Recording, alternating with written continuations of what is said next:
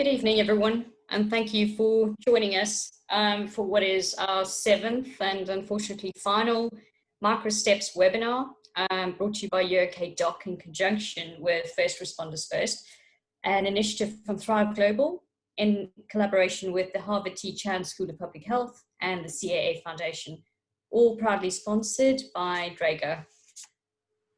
Our theme this evening is military versus medicine. And we'll be discussing these two incredible industries, which essentially exist to serve their countries and do so under enormous pressure to perform, and as such have a lot to learn from each other.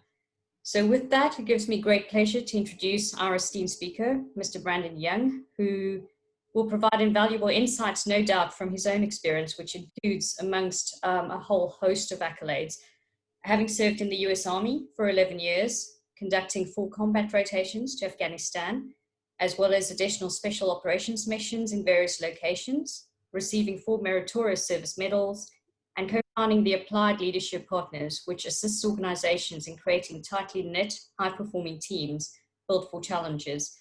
And finally, Brandon has helped over 150,000 veterans to reintegrate into society following their tour of duty. Really, really impressive resume, and I'd like to extend a huge and warm welcome to Brandon and a huge thank you for joining us today. Well, thank you, Manal. It's a pleasure to be here. Thank you, Chris. With that, I'm going to introduce Mr. Chris Cherry, our co-founding trustee and our host, who doesn't need too much of an introduction. He's hosted all of the webinars that UK Doc have put forward to date and has done an incredible job. Chris is a qualified integrated psychotherapist with over 30 years of experience. He's also worked in a variety of clinical contexts within the NHS, the Crown Prosecution Service, as well as founding and coordinating a number of organizations. In addition to this, Chris has, his work also extends to a variety of appearances on a wide range of TV and radio programs, including The Truth About Men on ITV, Radio 4, and BBC Radio Berkshire. Chris has worked with a broad range of emotional issues ranging from anxiety and addictions. And with these experiences, no doubt Chris will provide invaluable insight, as he always does, into our conversation today. So without any further ado, I'm going to hand over to Chris and Brendan for what is definitely going to be a riveting conversation. And we're really, really grateful to both of you gentlemen for being here today with us. Thank you. Thank you, Manal. Brandon, welcome. So delighted that you were able to join us. For the people who were watching tonight, the original idea had been to have Brandon appear with Neil Greenberg from King's College. But I talked to Brandon before, as I do with all the participants, and I just felt so clearly that we needed to give Brandon a whole webinar to himself, because his story is so rich. And the way your story, just the inspirational element of it, and the opportunities you've taken from the life experiences that you're going to share with us. I think the other thing is that all the other speakers, in one way or another, I mean, they've been very open about their lives and their life stories, but they've been primarily sharing with us, talking about mental health, emotional well-being from a number of different perspectives.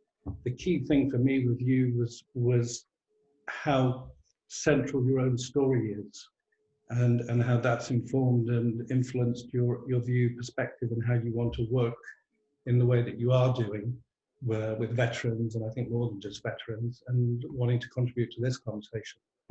So welcome. Well, thank you. I really am quite honored to be here, and happy to always meet new friends and just share our stories. Chris, we were talking earlier about this. I always believe that our stories, have the ability to be bridges for us to build relationships with one another. But, we could also choose to use our stories to put up walls. And so, hopefully in our time today, maybe there'll be a nugget of information or wisdom there that will encourage somebody to open up their story to build that bridge and choose not to make it a wall. I mean, I think that's a key part of all these webinars is it is the normalization of a lot of what people struggle with or are challenged around in terms of their emotional or mental well-being. Not normalizing it in the sense of a conclusion, but that it's okay to have these challenges. It's quite normal. I mean, one of the key things that we're very keen to hear about is your story, how you came into being part of this webinar, part of the role that you have now. What are the things that have happened to you? Yeah, sure. So, so happy to kind of get queued up here. So, I grew up in Northern California in the San Francisco Bay Area in the 80s and 90s. So it was an area of, you know, very high explosion of affluence. And for me, it was a really confusing childhood. My father was not a very well person. And so there was all manner of sorts of abuses that were occurring in our very, you know, chaotic, confusing for a little guy, and kind of, you know, violent home. So I'm the youngest of three. And so a lot of the stuff kind of channeled down on my shoulders is what it felt like. And then things got even more difficult when at 11 years old, my father liquidated every asset that my mother and him had together, and left my mom with a foreclosing, you know, $1 million home in the late 80s, 90s in the San Francisco Bay Area. And, you know, she had 3 children to look after and try to keep, you know, going and alive, and was operating on a high school education. So very quickly, you know, in one part, I became the emotional caretaker for my mother. And yet in the other, you know, part, I was obviously completely dependent as an 11-year-old child. My mom would go on to work 4 jobs. She was very rarely ever, you know, around. And, you know, I learned a lot in those years. I learned a lot about grit. I learned a lot about determination. From my mother, you know, my mother, Bonnie. So, you know, what a blessing from God that my mother has been in my life, in the sense that she really showed us never to give up, especially in the face of extreme odds. And so fast forward, you know, when I graduated from high school in California, I joined the United States Army. And after completing all the prerequisites, I was assigned to the 2nd Ranger Battalion, which is a special operations unit. And so if you don't know much about, you know, what U.S. Army Rangers do, the mission of the U.S. Army Rangers is to conduct direct action operations in hostile terrain against enemy forces. And so it's usually unstable geopolitical terrain. It's, you know, like, for example, our mission in the War on Terror was to kill or capture high-value targets of the Al-Qaeda and Taliban network. That's it. We weren't there to hand out, you know, water bottles or candy or anything like that. And so I had been a ranger, you know, and a squad leader of a 9-man Ranger assault squad by the time 9/11 kind of came around. So at this point in time, I'm in the military about 4 years. I'm a non-commissioned officer. And, you know, things started to move very fast after 9/11. So for my story, within 8 days of the towers falling on 9/11, I was married to my wife. Her mother died, and I was boots on the ground in the Middle East. So all of that happened within 8 days. 9 months later, our son was born, and I was in Bagram, Afghanistan, listening to it from a satellite telephone, while my child was being born in Seattle, Washington. And so, you know, spin that forward 3 years later, I was around for about 3 of the first 36 months of our marriage, which was obviously a chaotic experience if you put it, you know, from my wife's perspective. So, you know, just married, her best friend in the world, her mom, just died. She's pregnant. Now she's delivering a child on her own. Now she's actually raising a kid all on her own, while I'm, you know, traveling, you know, committed to the wars of our country as a special operator. So, you know, marriage is difficult to begin with, and ours had a particularly difficult start, as you can see. I I ended up getting out of the military after 11 years of service, as you know, Minal has already shared, four rotations to Afghanistan, as a Ranger. And I ended up getting out, because I got to the point where I realized, number one is I don't want to give my children the same life that I was given by my father, and my father chose to be absent, right? And so I wanted to figure out how to be a dad, and I wanted to figure out how to be a husband. And so I ended up getting out in 2009, and I started into the healthcare sector, working at a cancer diagnostics laboratory. Obviously, cancer had affected our family deeply, having lost my mother-in-law, Judy. And so, I had a passion for that, and I had a passion for getting out into the business side of things and seeing if we could build a life. And I will tell you what I did when I got out of the Army, which I think is a really common a commonality between a lot of people who are service-oriented folks. So, put it this way. I was, at this point in time, I'm a sergeant first class in the Rangers, right? So I'm on the tip of the spear, and I'm expected to be indomitable, right? Like I'm the guy who, you don't want to see me in the middle of the night, if you're a bad guy, basically, right? And we've got 40 Rangers ready to go do bad things to bad people, as we would say. So you go through that culture, and what you learn, is you learn how to compartmentalize your emotions. You learn that, I am consistently in an environment where my life is at risk. I am consistently at threat for my life, not dissimilar from, folks that are serving in our hospitals all over the world right now, who are walking into a situation where I'm here to do my mission. I'm here to serve you. I want to take care of you. And is this going to be the next patient where I contract the virus? Right. And so, you learn certain skills, right? You learn how to compartmentalize. We used to say, it's almost like you learn indifference, as a soldier. If I'm in one building and I know that the next building over has 4 enemies that are trying to kill me, it is a wholly unnatural experience for me to overcome the fear to go and assault that building. And yet we did it over and over and over again, walking through those open doors knowingly into danger. So what I learned in that was, that I could basically, separate my emotions from what needed to happen at the time, right?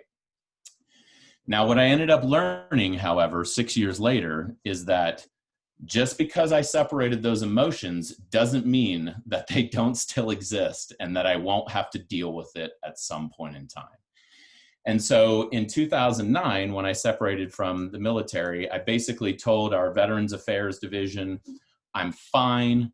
I don't need anything. I don't want anything from you. And they said, well, okay, I guess you're fine, right? Because it required me to tell them, what was really going on. And I didn't want to do it. In fact, I took my medical records after 11 years as a special operator were about this thick, and I ripped out about half of them that had anything to do with mental well-being. And I gave them anything that had to do with musculoskeletal. And I said, this is where I'm at.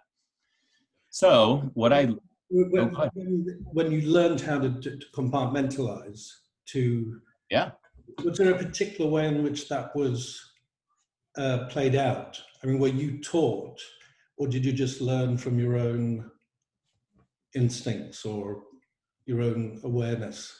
Yeah, I mean, so what I would say is that the military is exceptional at turning citizens into soldiers. The military is exceptional at teaching you how to close with and destroy the enemies of our country, and that's done through, repetition, right? It's done through training. As a Ranger, we basically, did 4 things better than anybody else, right? And it was, the battle drills, it was the mobility, it was the physical fitness, and it was the medical training, right? We could go toe to toe, pound for pound with anybody and do it better than them because we did it over and over and over and over.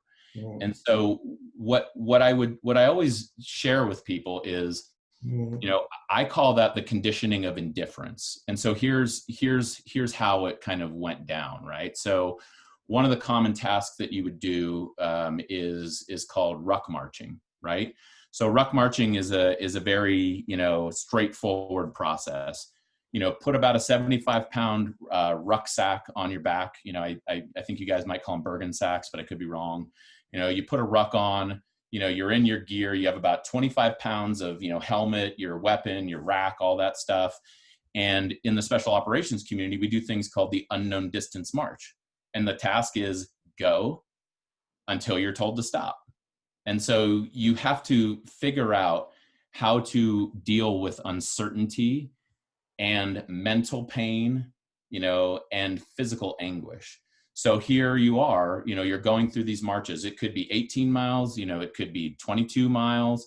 In the military, we would do 30-mile road marches all the time. And I know there's a little bit of like a, metric system and, mile system differentiation here, but, it's 50Ks all the time, right? There would literally be marches where blood would be pouring out of the drain holes in my boots, but I still had to conduct the mission. And so when I think about how do you end up doing it, it is basically prioritizing the mission over the moment. The moment sucks. It's terrible, right? One thing that I haven't really shared just yet, but my wife, Kelly, is an emergency department nurse on the front lines of COVID in the United States here. And it sucks. She's 12 hours a day in and out, room to room. And a normal patient load, you got to cut that in half by expectation because of all the PPE that's got to be put on. You guys know it better than I do, right? But why does she, how does she persist? How does Minal persist? How do all of us persist in this moment? Well, we have to make a choice. Do you prioritize the mission or do you prioritize the discomfort of the moment? And what we always kind of share at Applied Leadership Partners is that if you can prioritize the mission over the moment, it doesn't mean that the moment isn't difficult. It doesn't mean it's not hard. It doesn't mean it's not scary. But it also doesn't mean that you still don't have a mission to perform. And I think that a lot of the folks that are probably participating in this, you get it. You guys are out there. You're sort of talking about the way to frame the challenge. Absolutely. Yeah. And so, so going back to when you came out of the army, were you already aware that this wasn't working for you? Or was it after you left? Because part of what it makes me think about is part of this is repetition. Yeah. Keep focus. There's even in that uncertainty, there's a kind of rhythm to it. Yeah. No, I think that's a great question, Chris. And I think, come 2009, when I was, out of the army, what I was beginning, well, the reality was that I was a really great ranger, and all of the stuff that I had learned to do made me a great ranger, and it made me a really terrible father and husband and human being outside of the Rangers. And so the reality is that I was conditioned, trained, refined for a very specific job.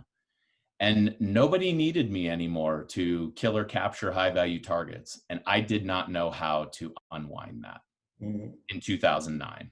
And that kind of led me, frankly, that started the long road to, how we end up talking here today, right? Because it wasn't working. Me saying I don't need help wasn't working anymore because I needed help. Fast forward 6 years later, my wife and I had basically taken our marriage to, the edge, right? Completely to the edge of collapse. We were essentially going through the motions, right? At this point in time. And what I learned is that, as it turns out, going 6 years with undiagnosed post-traumatic stress disorder, 6 years with undiagnosed traumatic brain injuries, multiple TBIs from my time in service. I was a master explosives breacher. I cannot tell you how many, close detonations I've been a part of, and other injuries. Trying to suck it up, as we would say, in the Army, and just kind of drive on, doesn't work. It works for a very short period of time. It works for a very kinetic mission in a very kinetic moment. Mm-hmm. It does not work, for living a integrated, rich life. So how did it begin to manifest in a much more Just, this is happening to me. I need to attend to this. Yeah.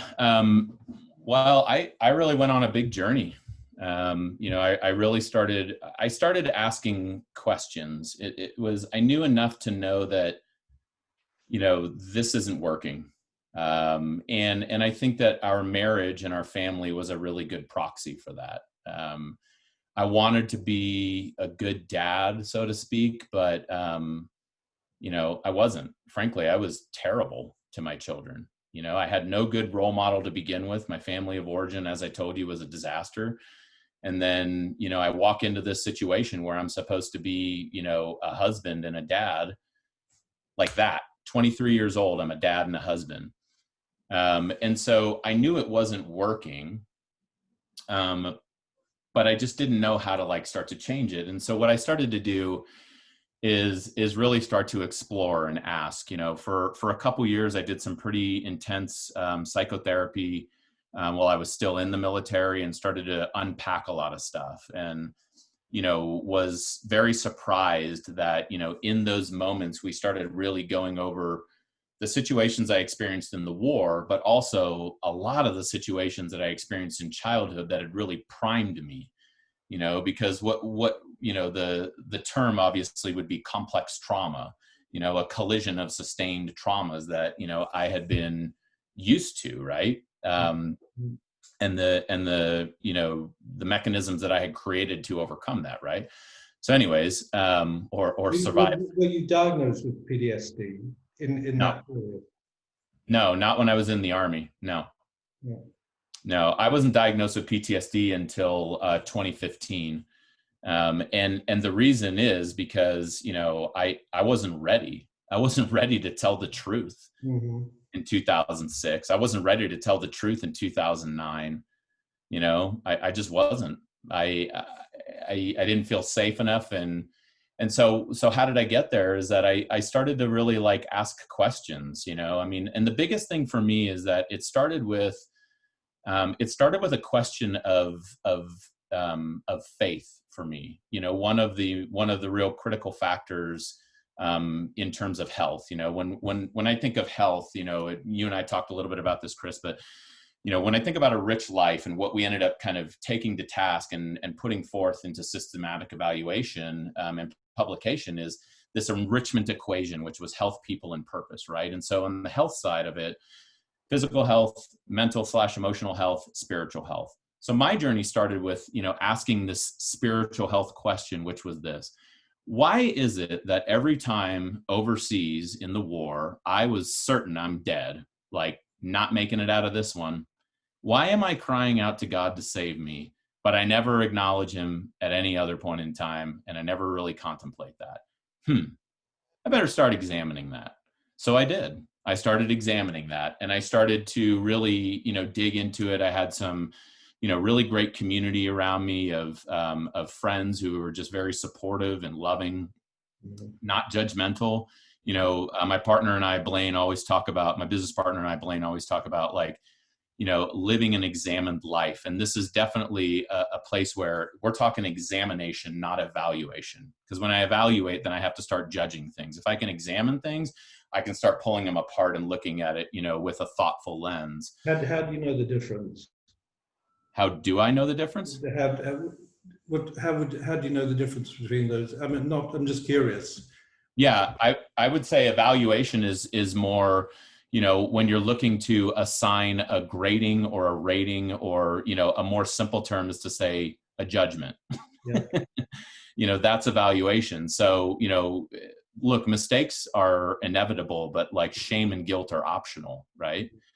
If we look at mistakes as inevitable, then we can examine them and peel them apart so that we can approach life from a learning mindset.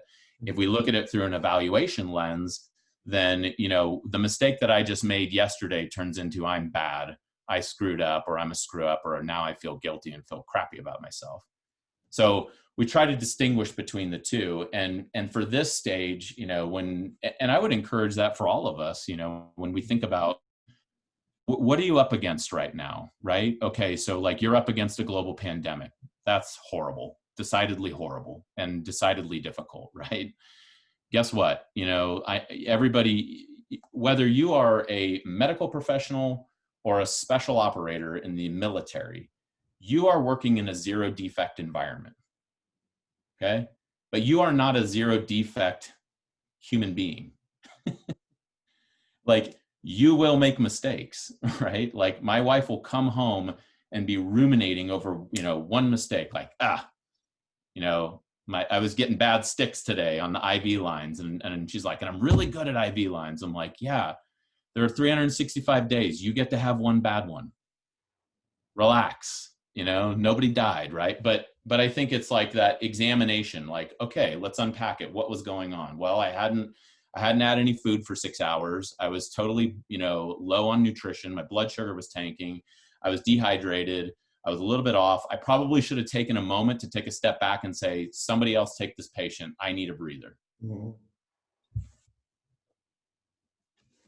Manal, I'm just curious because you look very, what are some of your thoughts? Oh, you're muted. You're muted.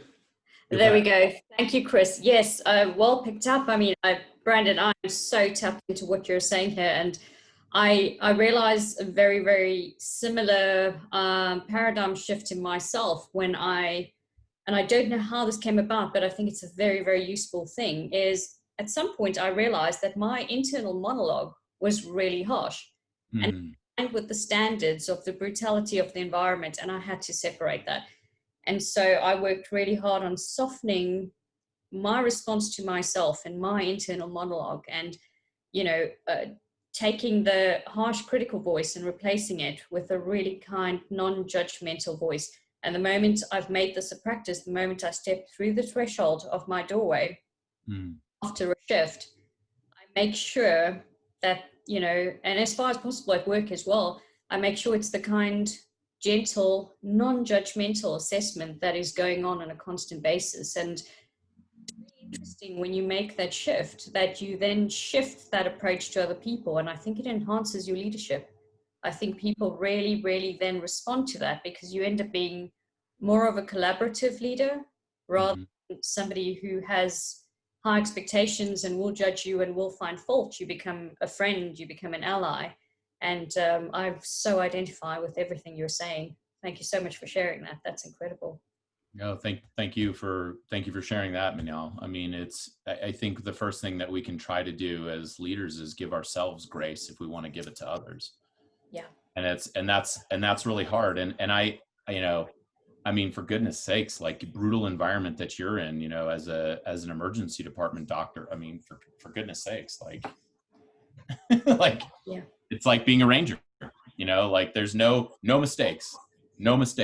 That's right. The stakes are really high. You cannot fail. Failure is not an option. So you've got to go with option B, whatever option B is, but it's not failure, and it's not bringing harm to someone. And, you know, I know your other half, as you were saying, has experienced this firsthand. So it's just operating in that high stakes environment and realizing what the impact on your own psyche is, as you've said, and who you are that operates in that space needs to be different to who you are as a human being. And it's a juggle and it's a balance, and, you know, honing your skills as a human being is just as important. And it's so amazing that you've talked about faith, because that was my bridge as well.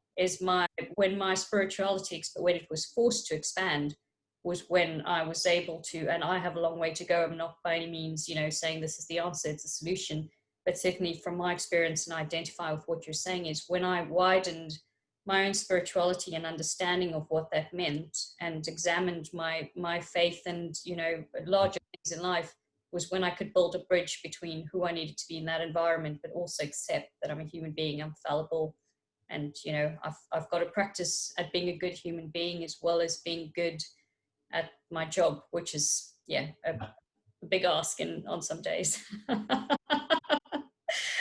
So true. I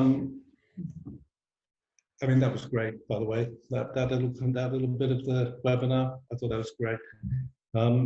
Just going back to how, so you reframed your relationship with your own. Said, how would you say it? You reframed your relationship with your own challenges, your own judgments. Yeah. Well, I think I'll pick up where Minal left off, and I think that I really had to do some business, you know, with myself and with God, and say, like, I am a fallible human being, and I cannot do this. You know, there's no, and look, you know, we always will second guess ourselves, right? Like, why is it that I walked away from this, but, you know, my friend Jay didn't? You know, when he could have done everything right, you know, or Casey, you know, or Dave, or Brian, or the list goes on, and I won't belabor it. You know, I at 41 years old, I know more dead people than I should. Friends who, you know, we have lost along the way in this war.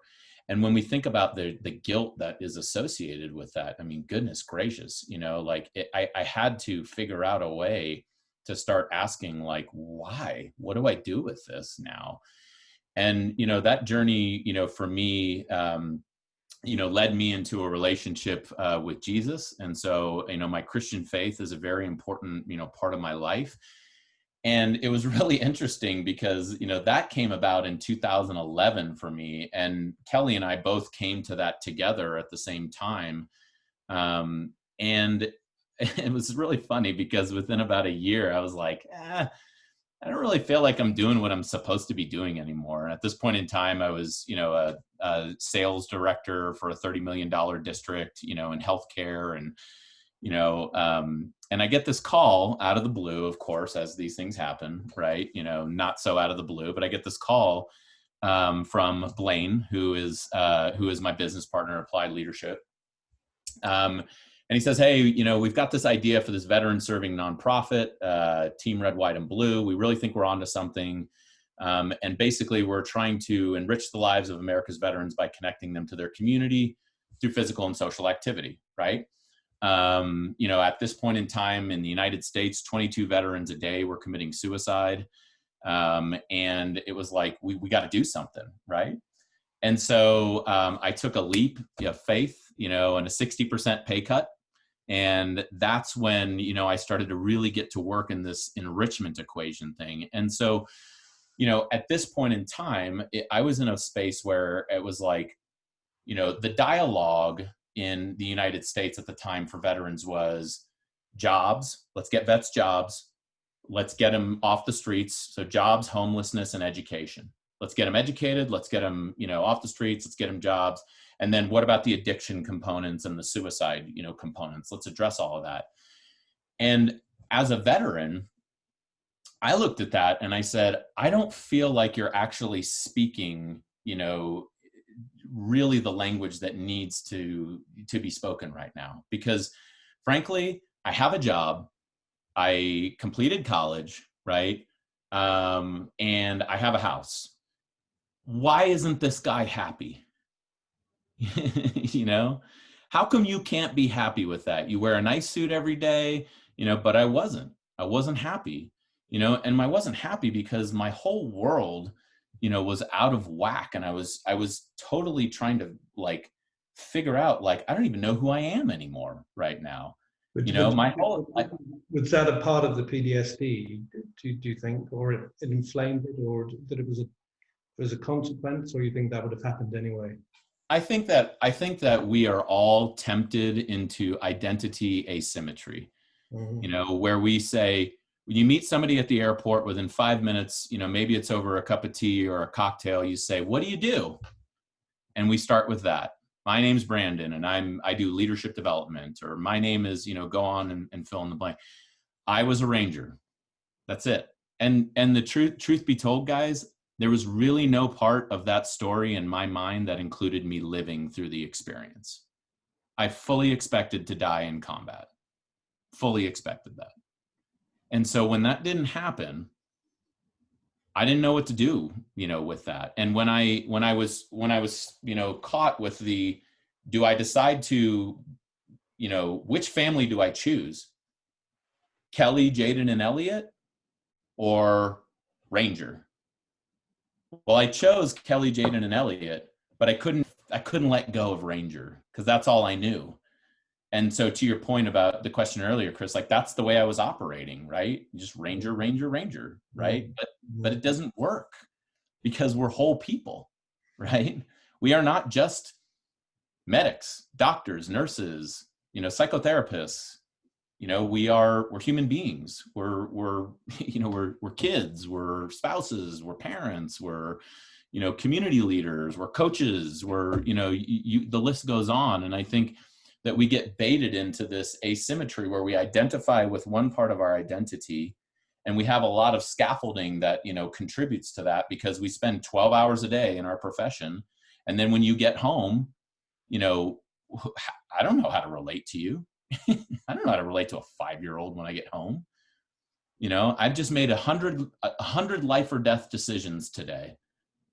I don't care what I have for dinner. Right.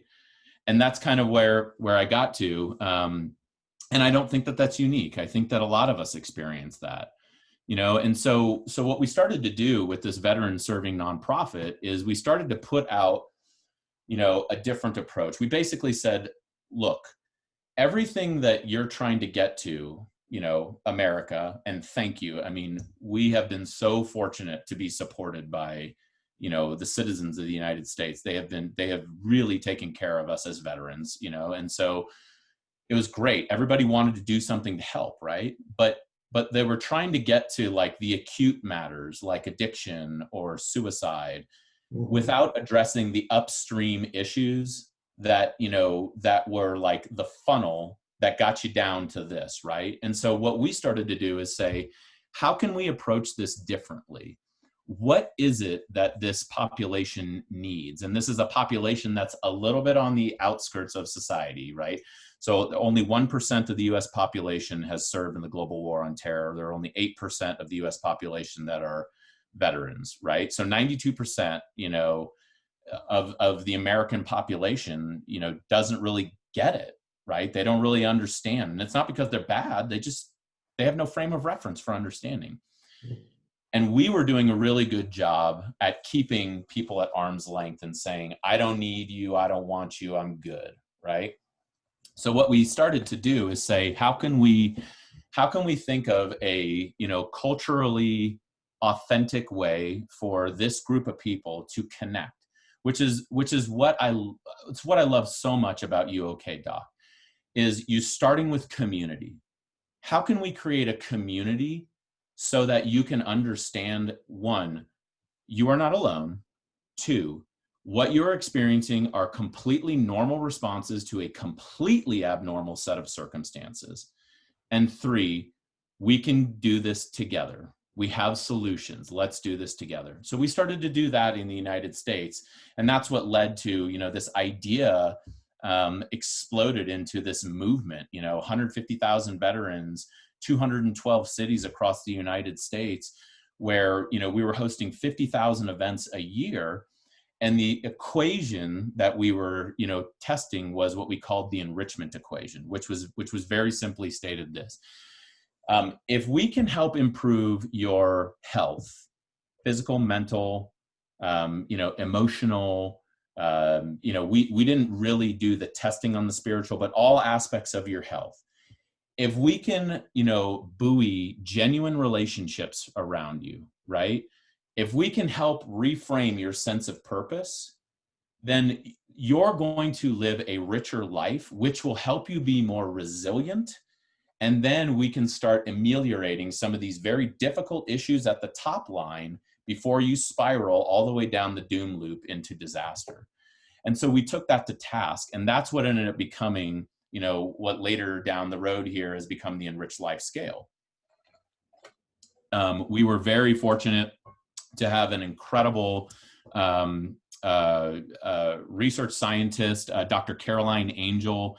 She's actually a Cambridge scholar. She's a UPenn scholar. She's she's brilliant. But she helped us take the veteran experience, the lived experience, and blend that with the social sciences to really take this to task to measure, what do you need? And is it working? And we were really pleased to find out that it was working. And that's, as part of my story, what really started to change is, I started reconnecting with people who I felt understood me, right? And I started to reframe my sense of purpose. My sense of purpose is no longer to be, further, faster, fight harder, out on the objective. My sense of purpose is actually, I was a ranger, but I'm also a leader, and I've learned a lot about leadership. It's one of the things that I've been very blessed with. So is there something, can I help our people reorient that in a positive way in our communities? Yes. So, okay, great. Do that, and so reorienting my sense of purpose, reorienting my frame, of, as I told you before, when I was a young, soldier, I didn't think I was going to live, my job was terrifying, right? But now, with a lens on faith and a lens on hope, I do have a different frame that I'm looking at. And it does allow me to say, like, okay, this is a challenging time, but we can get through it. And so done a lot of that scaffolding. And frankly, Chris, what happened was that I finally got to the place where in 2015, as I say, like the wheels had fallen off. I had rocked it till the wheels fell off, and the wheels fell off, and I went back into our Veterans Affairs Administration on the healthcare side, and I sat back down, and for the first time I told the truth. I told them the truth. I am not okay. And I'm not okay. I can't stop, I'm angry all the time. I'm always, hyper vigilant. I'm always suspicious of others. I blow up, at my children when it's totally unnecessary. Like I'm not okay. I have had thoughts, of suicide. I don't feel like I want to, keep living like this. I can't keep living like this. And I am terrified that I'm going to finally get so bad that I'm going to lose my wife and kids, and it was hysterical, because the provider, she looked at me and said, like, yeah, okay, so you have PTSD. And I was like, that's it? And she said, yeah, that's it. And she's like, Brandon, you went to war 4 times as a ranger. Did you expect any different? And I said, no. When you put it that way, I really didn't expect any different. But it cut through. Had people suggested it, or had you thought about it before? Of course. Of course. So what, in that moment, it was just, it was okay to be able to connect to the truth of it? Yeah, year after year after year, I would rationalize and compare my traumas with others and say, oh, well, I haven't had it that bad. Mm-hmm. Well, they had it worse than me, And I think that, I would dismiss it like, I don't have PTSD. I don't have PTSD. Nope, don't have PTSD. Right? I even wrote down when I first, went back in, I was like, I don't think I have PTSD. And they were like, okay. So since then, they responded to you with kindness. They weren't trying to kind of tell you. Or, yeah, no, it was great. You had to come to it yourself. Oh yeah, and I'll tell you what big breakthrough was, is like, they were like, okay, hey, do me this favor. I'm going to give you this piece of paper. And on the piece of paper, there was like a knight in a suit of armor. And then off of it, it had like these lines and words. And one of them was like hypervigilance. And one of them said like rage. And one of them said, whatever, it had all these things, right? Like list all the symptoms of PTSD is basically what it was. And they said, I want you to take 2 of these home. And I want you to give one to Kelly and have her fill it out. And I want you to fill one out. And I want you guys to both say, this is what, Brandon, you tell us what you think you've got going on. Kelly, you tell us what you observe. And they had us turn it in. And I was like, I'm good, like I'm fantastic, right? And so when we came back and regrouped, I looked at what Kelly had written down and I was like, whoa, like that's not sustainable, And so, but I think the thing that you mentioned there is important to note, which is, I love how Manal is cracking up over here, is I think the important thing to note though, is that I was for the first time in a place where I felt safe and where Kelly and I were in a trusting, marriage where I could hear her for the first time. It wasn't the first time she had said it. I mean, look, I appreciate you mentioning my 4 meritorious service medals. My wife deserves, 4 times that. All of these, spouses deserve like so much credit for what they are enduring, because like it was a mess. She really put up with a lot, but we got through it, and things really started to change, like when I started to get help. And I will also add this, from my experience with, the U.S. Department of Veterans Affairs is, she said, okay, you have PTSD, and obviously I knew I had all the traumatic brain injuries. I mean, on one jump, I knocked myself out, on the drop zone, and I was out for 25 minutes.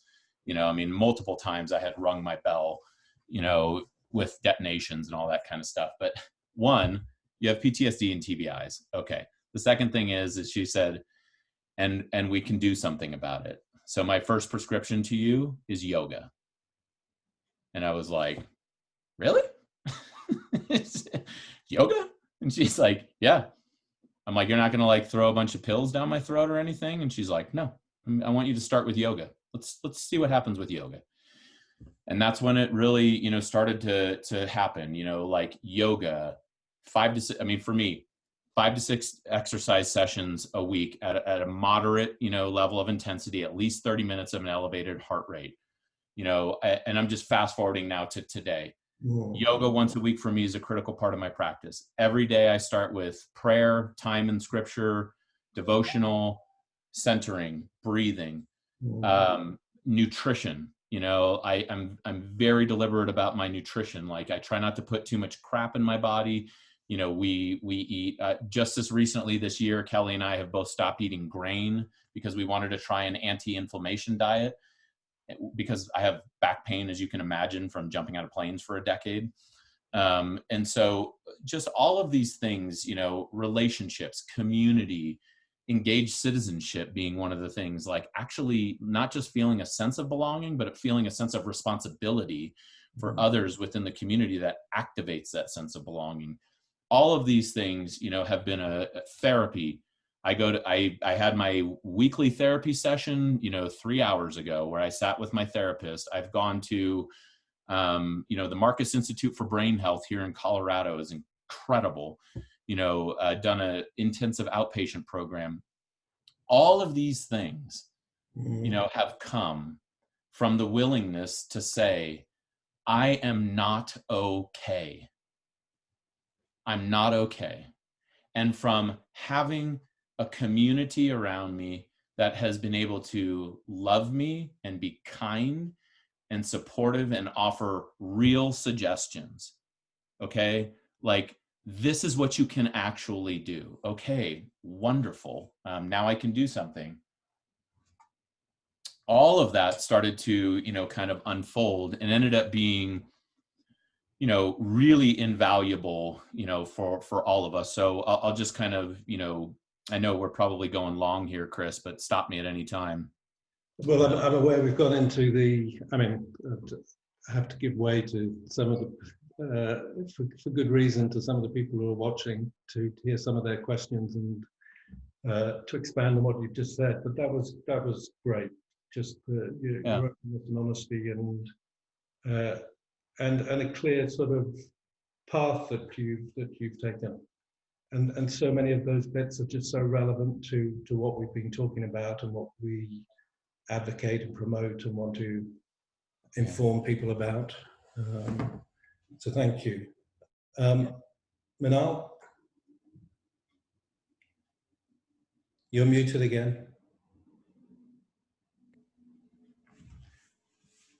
Thank you, Chris. I don't have control over my muting, unfortunately, but we've got questions coming through thick and fast here. So I've got about 4 or 5. Chris, we'll see how many we can get through. Yeah. Okay. Yeah. So the first one is, Brendan, how do you become reconditioned to feel everything you should around you? It must be difficult coming from such a high intense environment that you've had to block out to perform at your best. So, and the question was, how do you get to this point to reframe? How do you become reconditioned to allow the feelings in once you've been blocking them out for so long in order to do your job well, to cope with, you know, those environments that require you to compartmentalize or your emotions? I identify with this question as well. Yeah, that's a really rich question. Thank you for asking that. So I think that it's, first of all, I would say everyone has to walk a little bit of a different path, but I think that there are a lot of similarities in the journey. Now, in terms of my journey, I think some of the things that have been critical to me is I've done a lot of therapy, and I've had a professional help me start to unpack a lot of that, you know, and really, you know, be able to examine it without evaluating it. That has been really helpful. Again, I'll bring that framework back up. I think surrender has been a real big part of my journey, you know, surrendering to the fact that, like, you know, I'm never going to be able to figure it all out. I'm not going to know it. And I'm never going to be able to explain why, you know, one of my buddies and I were, you know, here having dinner last night. It was just his birthday. He and I were Rangers together. And I said to him, like, you know, I said, Jake, like, you know, I'll never be able to answer why the double prop helicopter I was in that was in a dead spin over the Chagall Valley in Afghanistan came out of a dead spin. I said, double prop helicopters don't come out of dead spins. And he's like, no, they don't. But it did. I'm never going to know why, right? All I can do is be willing to say, thank you, God, and I will take what I can get and live this day. And so I think a degree of surrender has been a big part of it. I think a degree of, you know, of connecting with others and understanding that, like, it's normal. Like, it's normal. We were intentionally trained to do this. But, you know, now we need to reframe and get back to a place where you can live a whole life. And that's what these ideas of, you know, components of enrichment, right? Like, you know, we're creatures who crave connection. We were built to be connected with each other, and nothing good is born of isolation. And I think one of the ways that I realized, you know, that I needed to start reframing and really putting out there to start working with it is when I realized that I am utterly alone right now. I am completely alone. I won't let my wife in, my children in. You know, I have this, like, strong bond with my Ranger buddies because obviously we went to hell and back together, you know, but I'm alone. Right? And I don't want to be alone. Like, I don't want to live like this. I don't want to live like this anymore. And so from that moment, there's realization and then there's activation. Mm-hmm. Taking the steps to then say, okay, what can we do? And that is what is so important. Okay, the line of demarcation is when you actually do something about it. Great. Are you okay, Doc? No. Okay. Can we maybe make a suggestion and offer one thing? Let's just start small. Let's make one next good choice. Okay. How about this? Start your day with three gratitude, practice of gratitude. What are 3 things you can wake up and say, I'm grateful for? Great. Do that for 30 days, write it down. Let's start small. You don't like writing?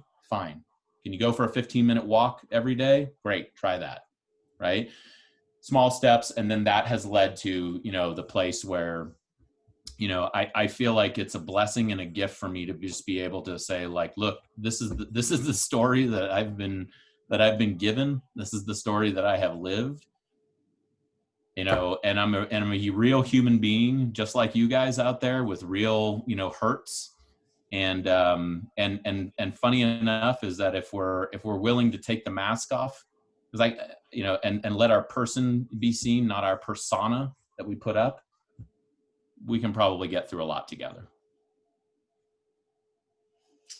That's really amazing. Do we have room for a few more? No, absolutely. Okay, I was just going to say, there wasn't anything else for me to contribute to what you just said there, Brandon. Oh, thanks. That was really, really incredible, Brandon. The next question is, do you find yourself craving the same adrenaline surging moments that you had in the army in your life right now? Ooh, good question. I find that one of my biggest challenges is my desire for intensity. My lust for intensity. So for sure, I remember one day somebody told me, like, yeah, I mean, of course, adrenaline junkies like us, we really have a problem with that. I'm like, you think I'm an adrenaline junkie? And they were like, dude, like, where is your sense of awareness? Like, you jumped out of planes for 10 years. I'm like, oh yeah, I didn't think of it that way. Yeah, I think that drive for intensity is very present. And I think that, refocusing on a different type of mission has helped me, because what I'll tell you guys right now, like, I'm like super stoked to be here right now. Like, this is great, right? Because this is the life mission that I am on. Like, if there's something, Blaine and I tell people all the time, like, we're hesitant to say that we would like to share our hard-won wisdom, because a lot of the wisdom that we have has been accrued through a lot of losses, a lot of hardship. So I'd rather say we'd love to share some hard-earned wisdom. And I think that, it's balancing that need for intensity, or that drive for the adrenaline rush, with refocusing on, a purpose that adds value to people. Yes, Brandon, over and over again, as you talk, one of the things, I'm taking so much from what you're saying, but one of the things that comes to mind is Viktor Frankl's book, and how he talks about having meaning to your struggle, and that allowing you to reframe. And it's something you've done incredibly well in so many ways. We've got somebody asking, in the UK, there are many service veterans who now live as homeless. What practical psychological practices could be input to improve the quality of their lives? Homeless people often live outside of mental health services or mental health service provision, and out of primary and secondary care. And these many veterans often die before the age of 46. Yeah. So we have similar problems here in the United States. And, what I would say is that I think the first thing that we can do, and all I can do is what I can do. I'm just one person, right? Is to meet them where they are at. Geographically, physically, psychologically, meet them where they are at as a beginning. How can we get, to where they are and hear their stories? As we started at the top of the hour, our stories are bridges. I mean, I'm confident that, that the United Kingdom, just as much as the United States, have the right programs, right, to get veterans into the services that they need. I'm not worried about that. I'm sure that they're there. But the challenge that we found, and that what we really started to build with what we did when I was, working in veteran reintegration is, but how do you get to them first before you can get them in the services? And if you can't approach them with a culturally competent, relatable approach, we will not get them. We won't be able to help them. And so I think that's where I would encourage all of us to ask, what can I do? Right? Am I willing to, get my hands dirty, so to speak, and go sit, with that veteran and say, what's your story? I don't know what your story is. I don't know how you got here. But maybe if we start with relationship, then we can get to treatment. That's incredible. And but yeah, I hear completely.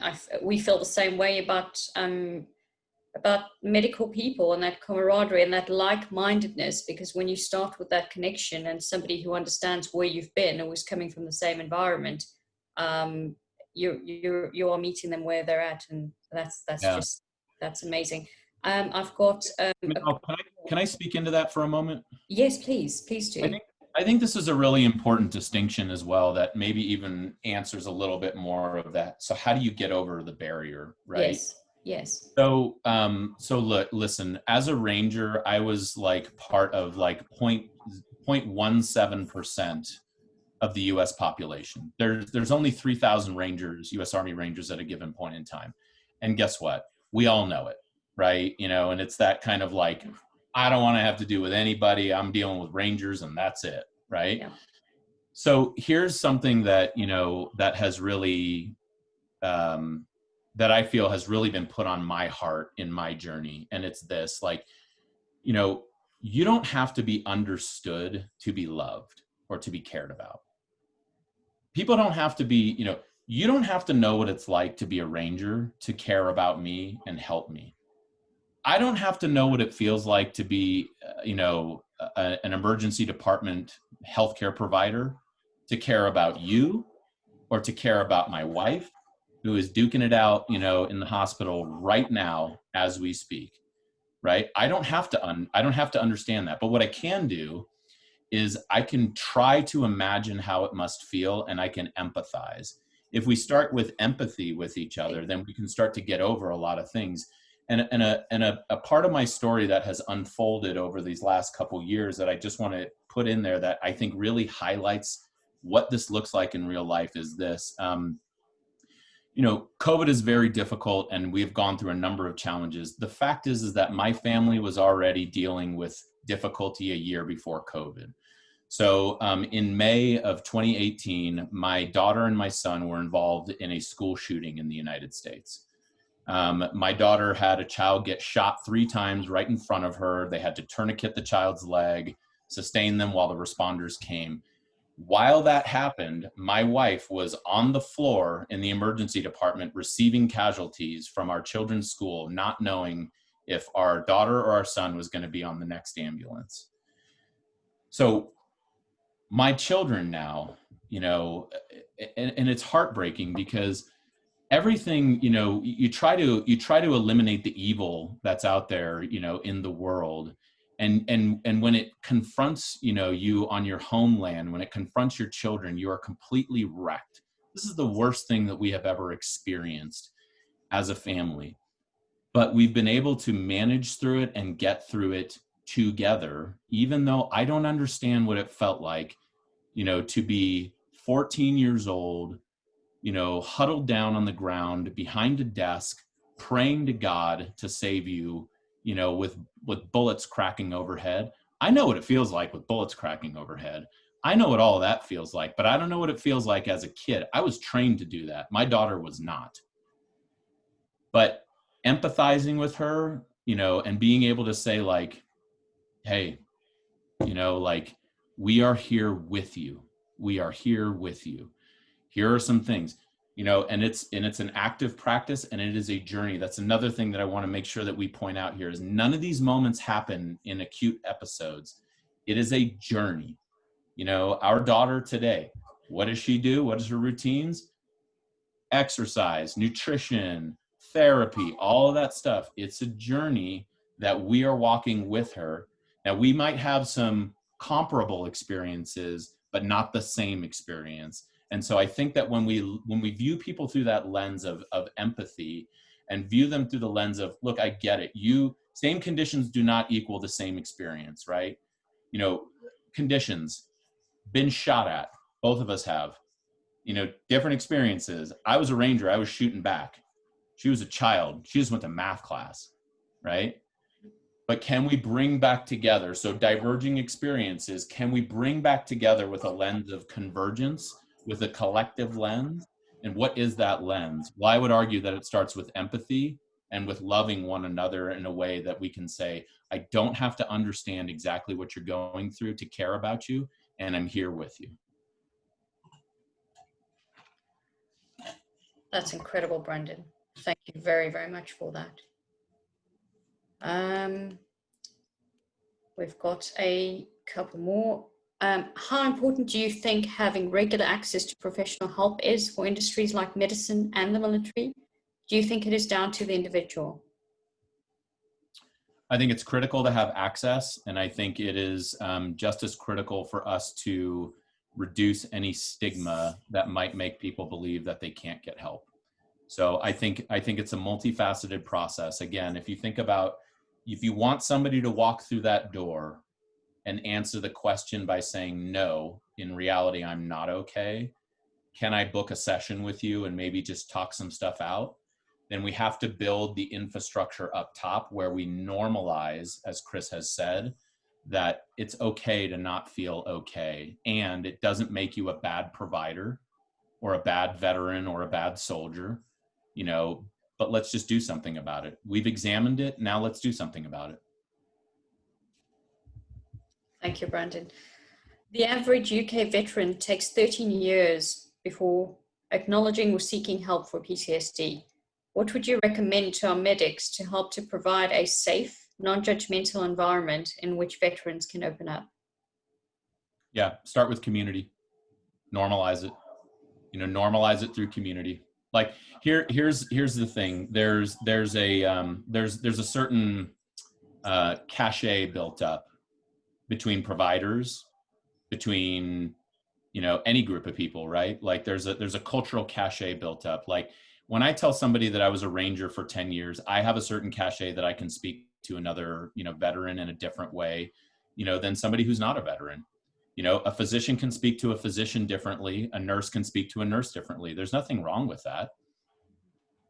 Let's capitalize on that. Use it as a benefit, right? So that you can be able to say, you know, hey, you know, are you seeing anybody right now? Because, you know, or start with me. Start with I statements like, yeah, I was with my therapist, you know, just before this call, and, you know, we were kind of wrestling through some stuff that, you know, that we were going through. It's like, oh, that's interesting. Like, you see a therapist? Like, yeah. Start with community, build upon those genuine relationships that you have the cachet stored up in. I would then encourage you to find ways to bring people that are not necessarily a part of that group. So 30% of our group that we had built, our communities, you know, when I was working in veteran enrichment, were not veterans. And that was inclusive by design, because we have to be inclusive by design. It's paradoxical. You can respect the unique experience while also being inclusive. And we have to make the space for that. But start with creating a safe community environment to pull people in. And then, you know, let's start to figure out how to bring in those who are not in that environment but can offer help. And I would challenge this. Maybe let's start with our partners in life and our kids, you know, because that's one of the biggest things that we see as veterans, right? Is like, you know, the divorce rate is ridiculously high, you know, in the veteran population. Thank you, Brendan.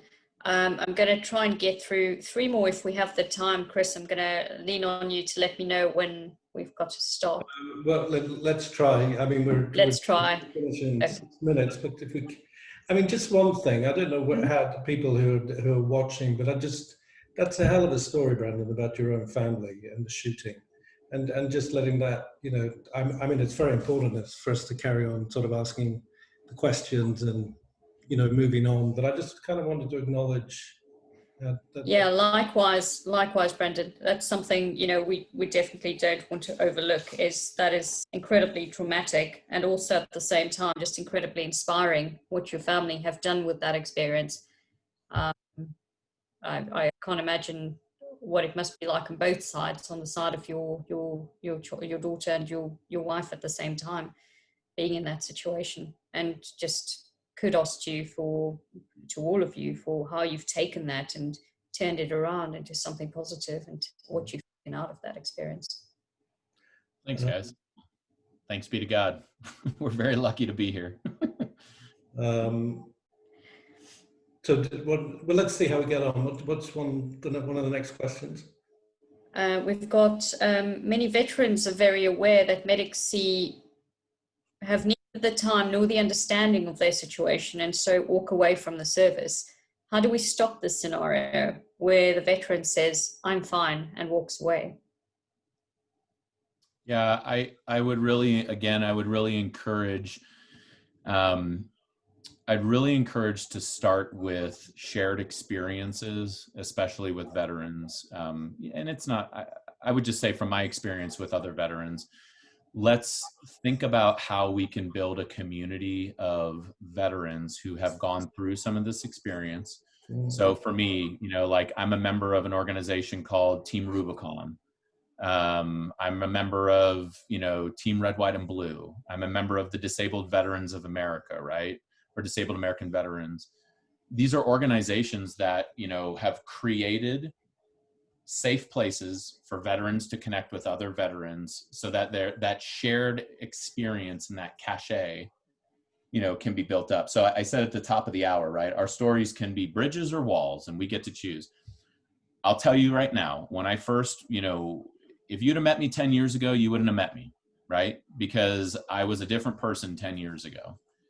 And I was a major wall builder. I would have used my story to beat somebody over the head with it, right? Like, you don't understand me. You don't get it. I'm a ranger. You know, I've been to war 4 times. What the hell do you think you know? Blah, blah, blah, blah, blah. I hear it all the time. I understand it, right? And I think that I get, and probably most of us, you know, who are trying to help, I get it. It's coming from a place of pain. Got it.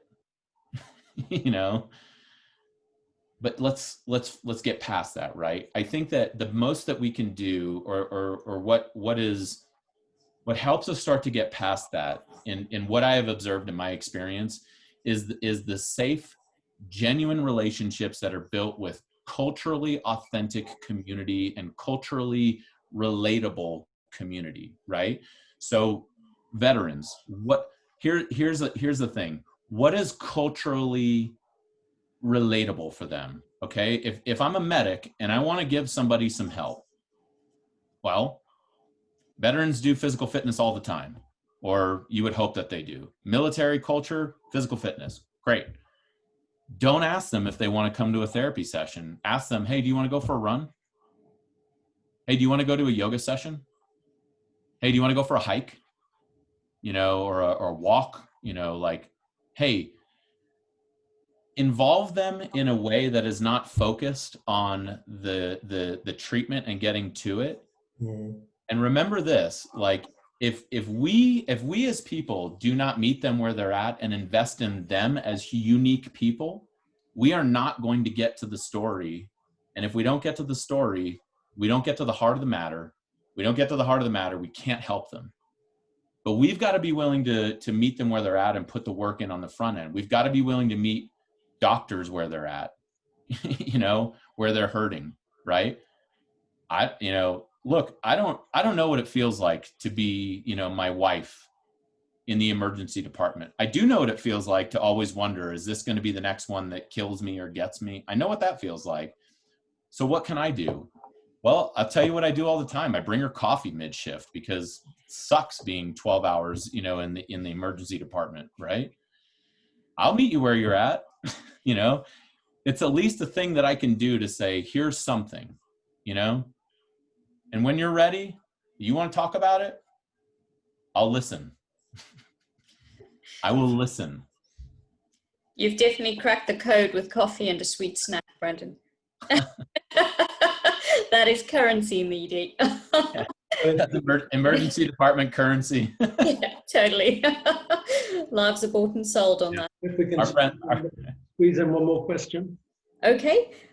With all of your experience of leadership and the military, what practical steps should the medical leaders listening strive for to protect their teams from the inevitable mental health challenges whilst keeping a functional team, so balancing the responsibilities? Yeah, excellent question. You know, I think we would always encourage, you know, to hold culture and mission in balance, in healthy tension. And, you know, the mission, you know, your strategy, what it is your core competency is, will always be strengthened by a good culture. And it will also always be damaged by a bad culture. Now, any organization, any leader in an organization that's listening right now, your organization has a culture, whether you know it or not. The point is to have a culture by design, have a culture of excellence intentionally. And when we think about what building a culture of excellence looks like, including, you know, empathy and care for our personnel so that they can care for the mission and the, you know, the patient, let's say, on the other end of that mission. If we are not full, right? If we are running on empty as, you know, as the folks on mission, there's no possible way that we can, you know, fulfill that mission to its optimal performance level. So think about that. And I would never encourage anyone to disconnect the two, right? It's a lot like the ideas of empowerment and accountability. The two are inextricably linked. You cannot empower somebody or authorize them to do a job without clearly holding them responsible, you know, and keeping the accountability and intention of it. We cannot expect people, you know, to function at a high level, you know, doing difficult jobs if we cannot also, you know, buoy them, you know, to a healthy culture that encourages them, you know, to take the moment to get the help that they need, right? And so I think that what we can do as leaders is create those environments by holding the two in tension, culture and mission in tension. And that's what I would always encourage. What does that look like for your organization? That's something that I would encourage, you know, all leaders on this discussion to really explore. You know, explore it from the ground level up, right? Like think about things from a user-centered design perspective. And you, okay, Doc, you guys are doing a really great job at thinking about things from a, you know, user-centered design, right? So if we want to help doctors, we're building this by doctors, for doctors, to help doctors. Why? So that those doctors can stay sharp and care for the people that they're caring for, right? That kind of like user-centered design perspective is so critical to culture building and to leadership.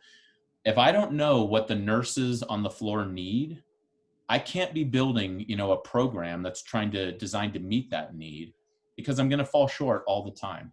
So just consider like what is needed from the ground up, and how can you hold that intention with your mission and your mandate so that you can align those. And when you do, that you will have a force multiplier instead of a force degrader. You've just described one of the next webinars in 2021. That would be Yes, a great yes, webinar. most definitely. Oh, you guys already have this queued up? No, but We do now. Oh, you guys will have to get my partner Blaine on. And we're going to have to end for this evening. But seriously, it'd be so good to. I mean, there's so much that you've spoken about just in your own personal journey and the things that have emerged out of it, but also your insight and wisdom about leadership, the things that you were just talking about. So it would be brilliant to be able to build upon that with you, and have it in some form of discussion with others. I'm sure a lot of people would be very much wanting to have a direct conversation with you. For tonight, Brandon, I mean, you've done everything that I hoped you'd be able to bring to the webinar series. it's one of those things, isn't it, to talk about something that was in a way so positive, that's come out of such distress and trauma in so many different ways. But it really has been a delight to talk to you and to hear your insight and wisdom. So thank you. Well, thank you, Brendan. So appreciative of having you here. Oh, you're so very welcome. And I guess as a last, kind of thought from me to you guys is, I just want to say again, thank you. It is a sincere honor, to be asked to participate in this series. It's been a joy to get to know you already just a little bit, Chris and Minal. It's been a joy to get to know you guys. I hope that we get to know each other further, as time goes on. Please remain encouraged out there, everybody that's on the front lines. This is hard and it is real. And what you are going through is a brand of, combat against an unseen enemy that, we've never seen anything like this before, but you are consistently answering the call to service and meeting, the fight head on for the good of the people. And I just want to encourage you guys and say thank you sincerely for everything that you're doing out there. You are not going unnoticed. We see you, we thank you, and we need you to take care of yourselves because you guys are taking care of us. In the end of the day, you can do this. You can persevere through these times of adversity, and you're not alone doing it. If you let us be there with you, if you let us help you, I promise you that we will do our best. We won't be perfect, but we'll give you what we can give you, and we'll give you our best. And just remember this, we don't get to choose the time when destiny calls us to be who we were supposed to be. We just get to choose whether or not to respond. Keep responding, keep rising to the occasion, stay encouraged. God bless you, and thank you. Brilliant. Stay well, stay safe, and have a wonderful Christmas. Merry Christmas. Merry Happy Christmas. holidays, everyone. Thank you. And happy Hanukkah on the last night to anyone celebrating. Cheers.